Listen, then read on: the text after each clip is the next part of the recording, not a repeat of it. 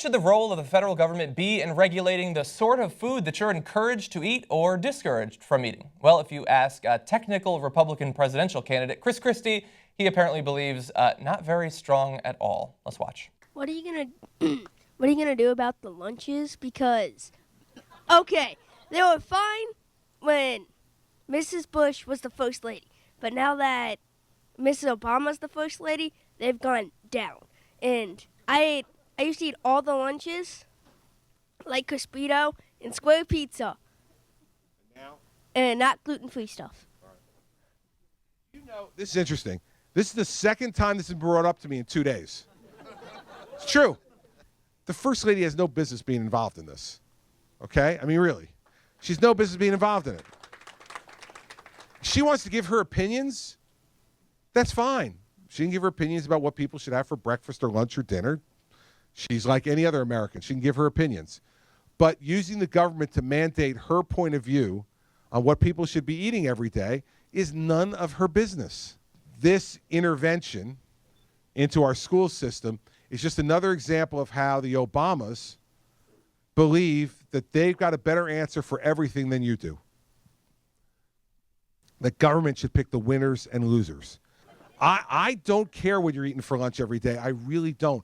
I want you to eat whatever your mother wants you to eat and your father wants you to eat. Your mother and father should make that decision for you. And then they'll send you to school sometimes with a healthy lunch. And then you'll throw it out. And you'll go to school and you'll buy something that you really want to eat, right? I understand the way it works. Look, I want to give credit to Chris Christie for being able to gather all of his supporters in Iowa in that little room. That was a nice little moment for him, and they seemed to enjoy his one joke. They were bored because he'd been talking for 2 hours at that point. Wow. So you're not swayed by the argument of that 11-year-old? No, I don't think that an 11-year-old usually knows much about nutritional value and what's best for him in any regard, right? He's 11. Look, Christie's line about how Michelle Obama shouldn't tell people what to eat because it's none of her business is inaccurate. Okay, It is her business, it's his business, it's our business, it's everyone's business. That's not to say we should be policing what people eat, but we should be making more of an effort to educate people about health, to give people as much information as possible when they go out to eat so they can make healthier choices should they want to. The only thing Michelle Obama wants to do is make affordable, healthy food and exercise more accessible to young people, right? And to educate everyone else about what the ramifications are of doing what we've been doing for the last few decades, and that's just getting fatter and fatter and fatter. This is not to fat shame, okay? This is not to look down on anyone who is overweight or obese. But we have a healthcare issue in this country, and obesity is contributing to it significantly. Michelle Obama and other politicians who want to combat this issue aren't doing it because they want to live in a nanny state. They're doing it because they want to save money on healthcare costs. They're doing it because they care about the health of this country. They're doing it because right now we're having a hard time finding firefighters and members of our military who aren't too overweight to join. So we have a fundamental issue in this country, something that I think Chris Christie should have a firm understanding of. And unfortunately, they keep going back to this thing about, oh my God, the government wants to police you. No, they just want to make healthy food and exercise and information more accessible to you. If you're against more information, well, then it's fitting for you to be a Republican. Yeah, exactly. I tried to find evidence that they were forcing the gluten-free pizza in Iowa. I wasn't able to find it. I can't say it's impossible. I find it a little bit hard to believe. And I think people need to calm down with the gluten-free. But I couldn't find evidence of that. I did find it interesting that this 11-year-old, he laid out that he doesn't like the food now, but he did enjoy it under Mrs. Bush, which is interesting because Mrs. Bush was around 8 years ago when this kid was 3. I don't think he was eating a lot of school lunches, which leads me to believe that he might be being fed gluten-free pizza, but he's also being fed his questions to ask Chris Christie. And that's why he threw in the gluten-free thing, is because one of his parents gave him a look. That's why he paused for so long before throwing out gluten-free. Now, I like political activism, especially amongst the youth, but this is not the correct venue for it. So to this 11-year-old's parents, if they happen to come across this video and watch, you're concerned about the government growing too large, which I understand. But what you need to understand is you are voting for a political party that's in favor of large government. They're in favor of small government only in one regard, and that one regard is corporations, regulations, and taxes, right?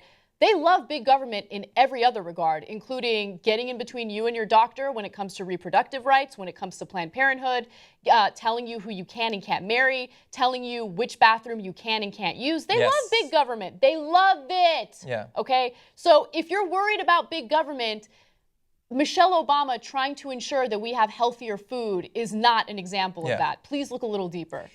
To be fair, though, we often ask them to be internally consistent with their positions, and they don't want people regulating the sort of food that you put in your body. I mean, even if it makes you more likely to die from a number of different problems, and it increases the cost of your health care, and it takes away from some of your quality of life, all those things, they don't want to regulate that stuff. That's why they're fine with you smoking pot if you want to. So that's why it's fucking ridiculous, man. So like, you can't smoke the pot to get the munchies, but if you get the munchies, there's no holds barred on what you eat when you get it. Dude, I love that you bring up that point. It's such an important point, especially when you're doing a story about Chris Christie, who is so adamantly against legalizing marijuana specifically, right? So here's a guy who doesn't want kids to have access to healthy foods. He believes that's the nanny state, but he wants to tell you whether or not you can smoke that doobie. Exactly. And the last point that I want to make about this is I would almost understand him saying, we can't be picking winners and losers as the government. It's the role of the parent to educate people about food. I wish that that was all that we needed, that you teach your kid about food and everybody else stays out of your way. But that's a ridiculous fantasy. It's not the parent and government. It's the parent, government, and trillions of dollars of advertising that cause them, that are designed purely to manipulate the fragile mind of children and cause them to make bad food decisions that will in many ways ruin their life.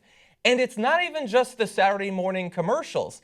There are no end to the number of schools around this country that have deals with Coca-Cola and Pepsi and other big corporations. That's the reason we have vending machines in those schools that are stocked with unhealthy snacks and drinks. The winners and losers have been picked. They were picked by Coca-Cola. We just want the government to come in the smallest way possible and fight back against that. And Michelle Obama, bless her heart for doing what she's doing, but most of what she's doing is asking kids to occasionally get up and dance, which I think is weak sauce for the most part. That's the most you're allowed to do in government because these food manufacturers, some of the biggest lobbies in the country, we need to fundamentally change how kids see food. The dancing is great. Dance when they grow up to be 18 or 20 and they're still skinny. Then we can all dance. Mm-hmm. But the idea that it's fascism because she wants kids to move a little bit, that is absolutely ridiculous. I just want to make one more point about this, and this is anecdotal, so just take it with a grain of salt. It's interesting because I've noticed a huge change in classrooms from when, I was in elementary school to today. I remember when I was in elementary school, seeing honestly, an overweight kid was rare. Like there would probably be one, maybe two kids that were a little overweight. And now seeing a kid that's actually in good shape, and this is speaking from someone in Los Angeles that's, obviously a very vain and image conscious city. It is. Now it's actually a lot rarer to see a kid who's at a healthy weight. Yeah. We have an issue in this country. I'm not blaming all the blame on these kids or their families. Food industries in America have run amok, okay? And it's just like any other corporation. They get deregulated and they get to do things like add high fructose corn syrup to everything or add sugar to things that don't need sugar, right? So, and are encouraged to do that by food subsidies that cause them to make the stuff that eventually gets turned into high fructose corn syrup. Exactly. And also, sugar is a highly addictive substance, okay? And so they have an incentive to put sugar in things that don't need sugar because you become addicted to it. No, I think white bread and ketchup need to have sugar in them. For some reason. Suspicious how that works. It's like Coca-Cola having caffeine. Why the fuck do you think it's in there? It's to make it addictive. Right. It doesn't need to be in there. Sprite doesn't need it. Coca-Cola doesn't need it.